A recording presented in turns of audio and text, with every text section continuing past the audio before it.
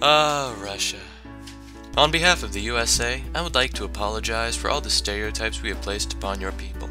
For example, the excessive consumption of vodka, the over-exaggerated manliness of your men, not to mention your women, or your bears. However, we are ultimately sorry for threatening to send our naughty children to Siberia. If there's one thing we respect Russia for, it's its size. Russia takes up 1/8 of the world's landmass, that's twice that of the US, spanning across 9 time zones. So you would think that a country's area is somehow proportional to the amount of people in it. In other words, large area must mean lots of people. Right? Wrong. Wrong, wrong, wrong, wrong, wrong. Nope, China gets the gold medal for the biggest population. Little Bangladesh, oh, here, let me make this bigger for you. Little Bangladesh has a bigger population than Russia. So how did this vast-spanning country come to be? Well, at first there was the Kievan Rus. It was founded by either the Slavic people or founded by the Vikings, who, through genetics, may have contributed to the aforementioned manliness.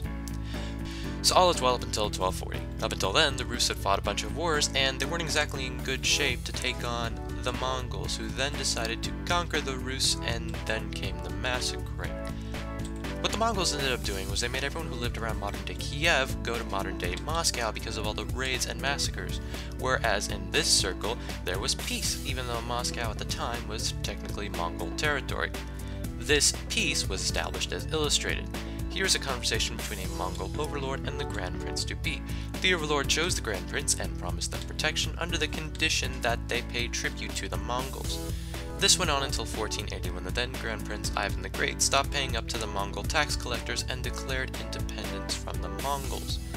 Naturally, this wouldn't go unanswered by the Mongols, so they tried to take back Russia the Great standoff at the Urga River. The Rus, having firearms, won that battle pretty easily, thus ending the Mongol rule of Russia in 1480. And now, the part of the show where Ivan takes your land. Ivan got land through a number of methods, like annexation. Allow me to demonstrate.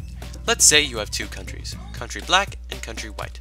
Country white is not doing so well. Let's say it's for financial reasons.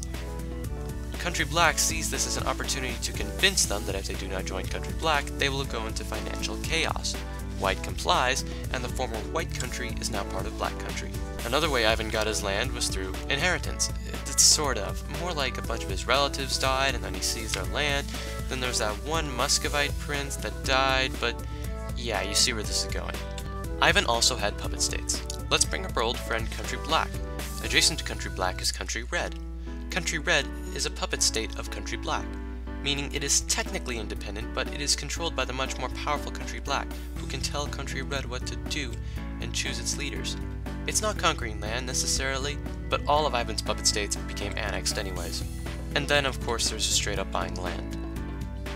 By the year 1500, Russia has become this. 3 years later, in 1503, Ivan the Great dies, leaving everything to his son, Vasily III, who basically kept at his father's annexing and puppeteering. He has no nickname like the Great, thus I'm going to call him Vasily the Negligible. And just to rub it in, Vasily leaves Russia to his son, Ivan IV, aka Ivan the Terrible. I guess fame skipped a generation, When Ivan took the throne, he wasn't as terrible as he would be, but he turned out to be pretty efficient. For starters, he called the first Zemsky Sabor, basically a meeting between the representatives of the Russians that were doing well, the ones that were not doing well, and the clergy. He also reformed the military by making a point of using guns to keep up with the trend-setting Europe. Later, he became much more terrible. To explain how terrible he went, I brought in Garrick Ollivander, maker of fine wands. Mr. Ollivander? He did great things. Terrible. Yes. But great. Thank you, Mr. Ollivander. Ivan was terrible in a lot of ways. I mean, you know you're a terrible person when you have more wives than Henry VIII. Another thing, he created the Oprichniki, a corps of secret inquisitors that rode black horses, were all black, with permission to hunt down any threats to the crown. Though I would not speak ill of Ivan if I were you. I mean, if you've ever read 1984 or lived in modern-day North Korea, you can get an idea about what I'm talking about. So while Ivan was a terrible ruler and a terrible father, he was not a terrible conqueror.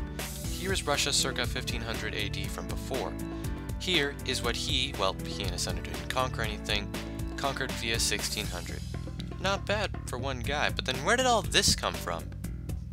The Tsars? Nope. Tsars were more concerned with wars with everyone going on in the West. The people that mainly conquered Russia were the Cossacks. You know, those guys with the extremely large cylindrical hats that dance. When they were not modeling hats or dancing, they were expanding Russia's eastern border into Siberia. How did they do it? Well, it was pretty easy. If you've ever looked for pictures of Cossacks, you'd find it's hard to find a picture of a Cossack that isn't either pad posing or dancing or on a horse. Horses gave the Cossacks an edge over people on foot. They were quicker, could spear any enemy that came close to them, and once they conquered an area, they established fur trading outposts. Why furs?